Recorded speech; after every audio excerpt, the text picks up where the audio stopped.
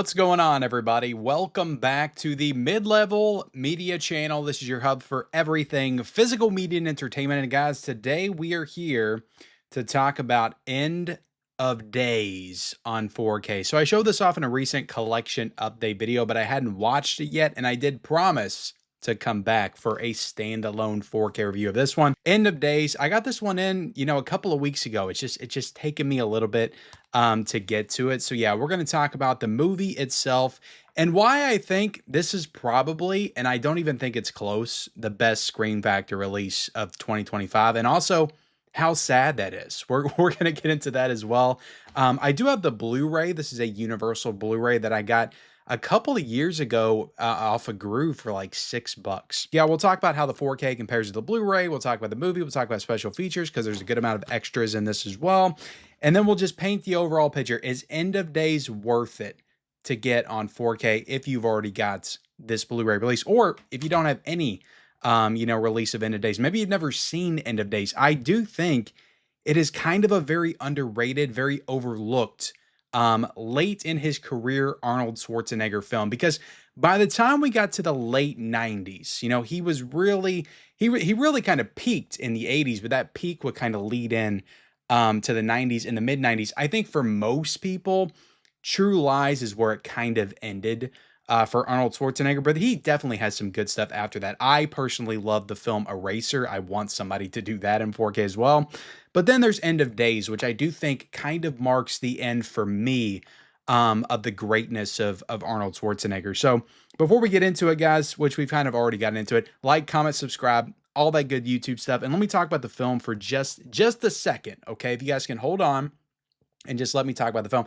So this movie came out in 1999.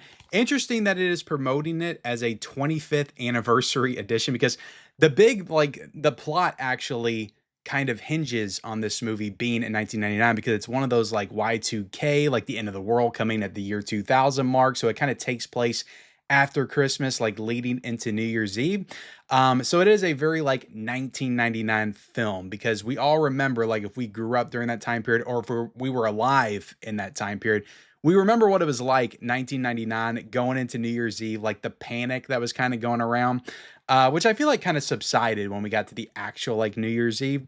Everybody thought like technology was going to go away, the internet was going to shut down, like all the lights were going to go out, like it was going to be nuclear war. Like everybody was talking about all different types of scenarios and stuff that was going to happen. And this movie kind of dives into that, but it does it with a more like supernatural, satanic approach. And yeah, what I was talking about, 1999 is 2025, and that's the 26th anniversary, but they're still promoting it as the 25th anniversary. Kind of weird. But the movie, I don't know, this film, back when it first came out and I first watched it, I don't feel like I appreciated it enough. This is a really cool movie, and I don't think that there's a lot of other films like it. Now, when you got to the late, the early 2000s, late 90s, I feel like we got a lot of these like supernatural horror films, kind of diving into satanic stuff like Stigmata, also The Ninth Gate with Johnny Depp. I feel like that was the late 90s as well. But we got a lot of these types of movies. I don't feel like they all tackle it quite the same way that End of Days does.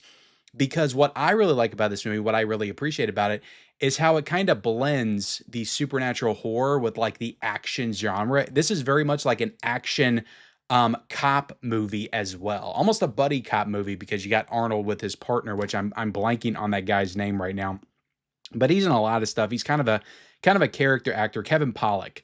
So it's kind of them, and it's kind of a buddy cop like action film, kind of fused with this like supernatural horror film. You got Robin Tooney in the mix as well, who they have to protect from the literal like, Satan who has come to Earth to impregnate her. So you got those, like, who's played by Gabriel Byrne, who is freaking incredible as the villain in this movie. I think Gabriel Byrne is so freaking good in this movie.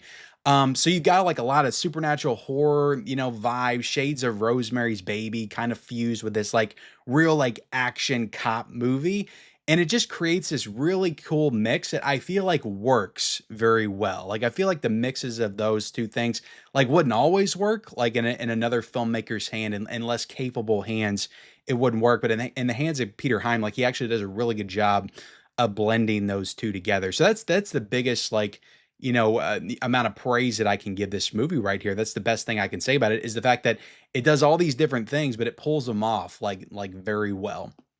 And I do think Arnold still retains like his classic action persona, but also has quite a bit of emotional character depth as well because of his past with his wife and his daughter.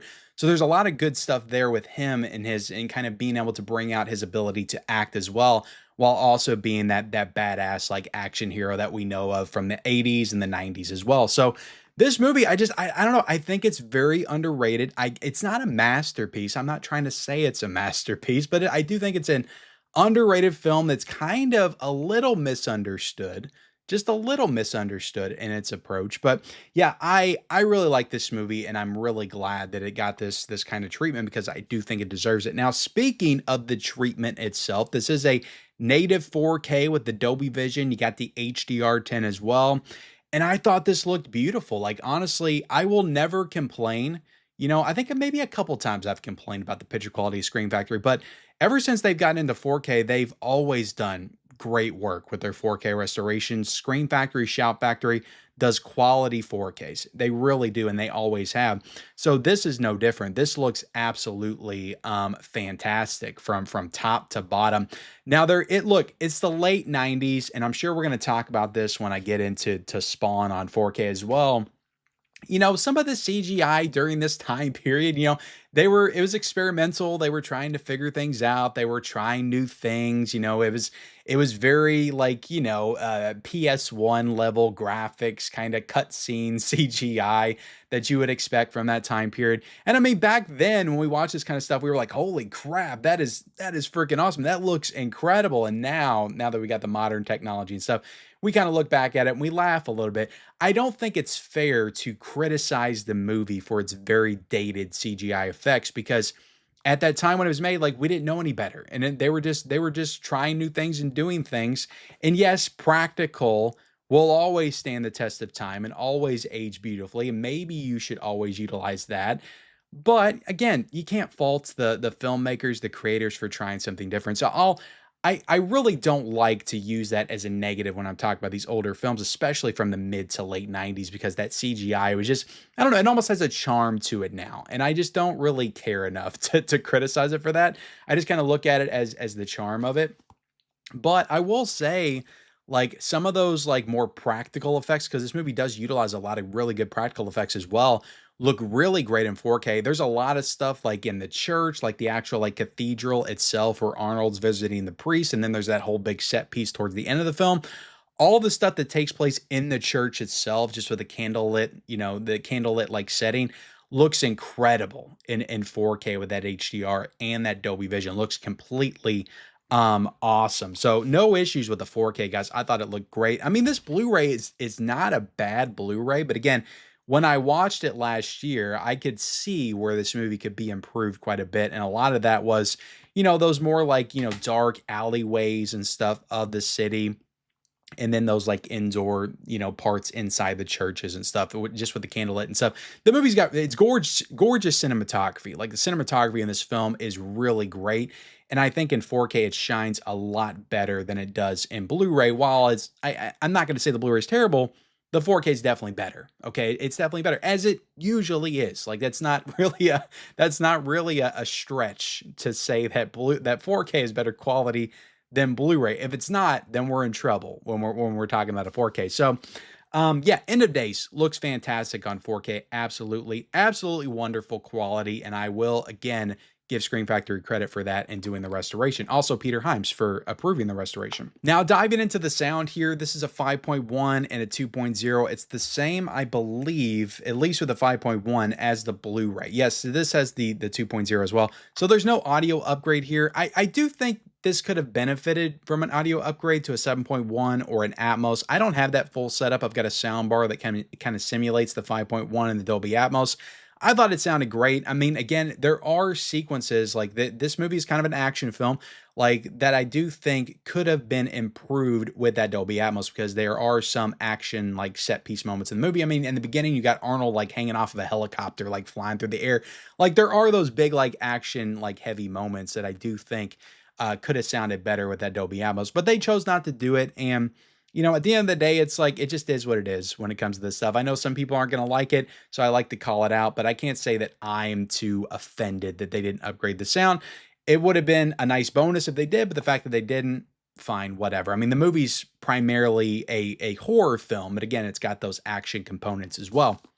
Now, diving into the packaging, you got a nice slipcover right here. I don't know if this is I'm guessing this is the original poster of the movie because that's usually what Scream Factory does with this. And I've got the alternate artwork I'll show off in a second. But you got the cover right there, which is great artwork. I love the cover. And you got the synopsis on the back. You got all the special features, which we'll dive into in a second. You've also got the casting list, the specs, all that good stuff at the bottom. Then you take it out. You got the front. You got the back. Open it up. You got 2 discs on the inside. So they did include a Blu-ray here and a 4K. And the Blu-ray should be a new 4K scan as well. Yes, it is. So it is a higher quality Blu-ray on this than you got right here with the Universal. So you got an upgrade for your Blu-ray and you got the 4K with this one right here. So getting into this other slipcover, because I'm a crazy person. I got this, I pre-ordered this. This is how much I like this movie, guys. I pre-ordered this off of Scream Factory. And I think this, I want to say this package was $40 and I could have got it off of Amazon for 33. That's what it is right now on Amazon. I'll leave that link down below. But if you want this package with both slipcovers, I'll also link that down below because I do believe that is still available as well. But again, I just like this movie, and if I like a movie enough and they do like multiple slipcovers and the alternate slipcovers got really cool artwork like this one does, I usually get it. So right there, this is artwork by Mexifunk on Instagram, who just does some great stuff, and I love the artwork here. You got the satanic, demon with the 1999 that kind of spins into the 666. So very cool stuff.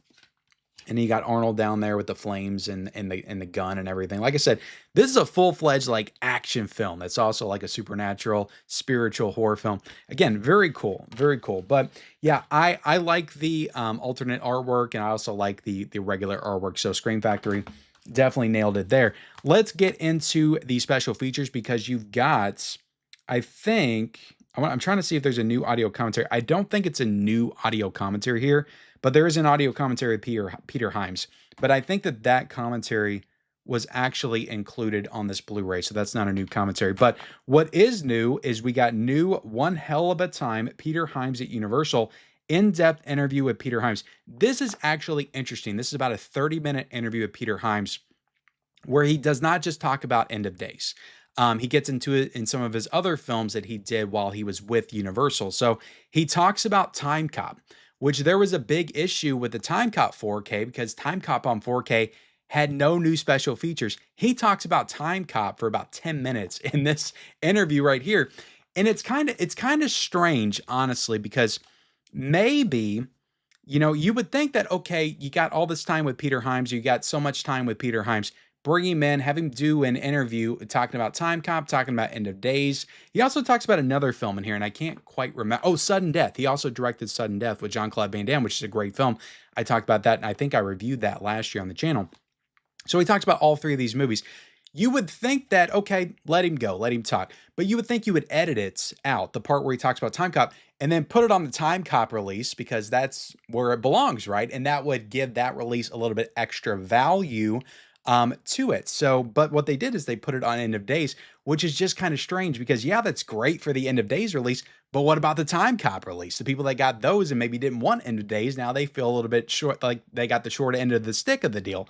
So it's kind of strange how they did that. And the only reasoning I can think of is the fact that maybe they didn't get Peter Hyams to talk about this release or to talk about these movies until after they put out Time Cop on 4K. Maybe they didn't know they were going to be able to get him until after they did Time Cop. But, part of me just thinks that's kind of BS because they do this, like they plan this stuff like years in advance, I feel like, for some of these titles. So you would have thought that they would have been able to, organize it in a way where they could get Peter Hyams to do the interview for Time Cop, also End of Days.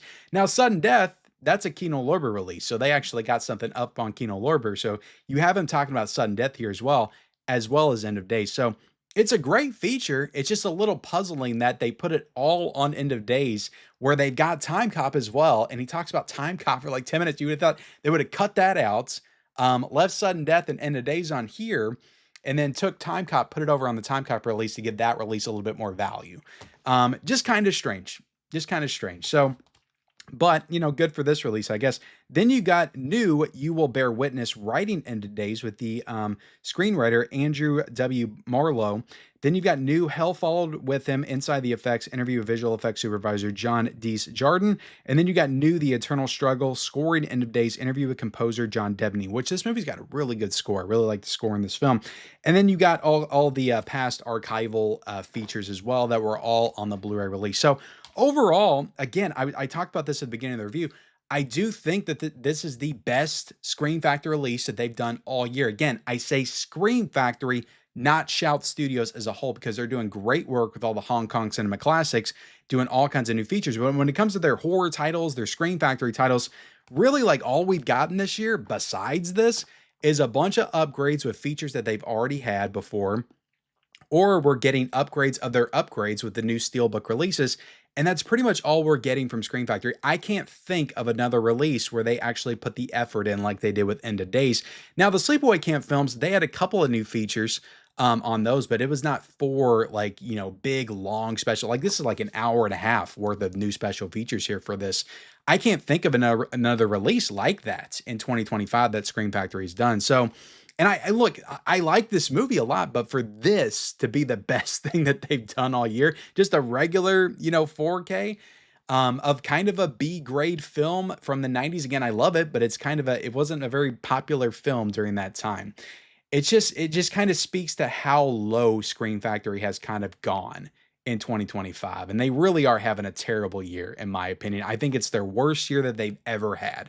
But this is the best of the worst. And I do think that this is absolutely worth your time and getting on 4K if you're a fan of the film. Again, $33 on Amazon right now. But thank you all so much for watching this review of End of Days. Hope you enjoyed it. Hit the subscribe button, hit the like button if you haven't already. Comment down below your thoughts on the movie. Are you going to get this release? Don't forget to turn on bell notifications for all future videos and follow me on all my social media accounts. Those links are down below in the description, and we'll see you next time.